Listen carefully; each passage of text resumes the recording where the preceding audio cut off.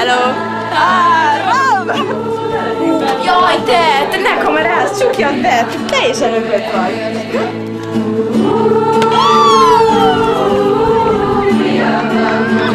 Hú, de nagyokat ütök, apám!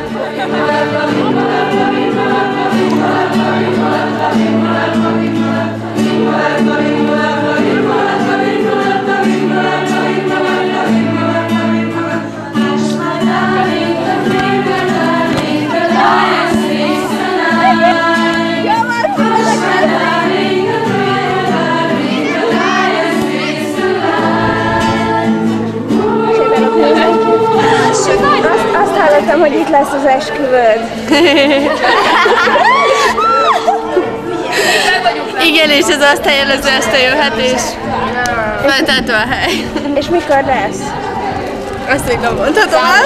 Ó, értem.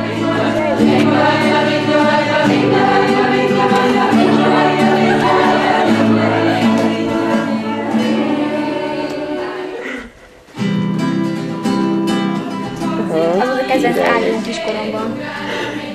Azzal játszottam, hogy volt az újság.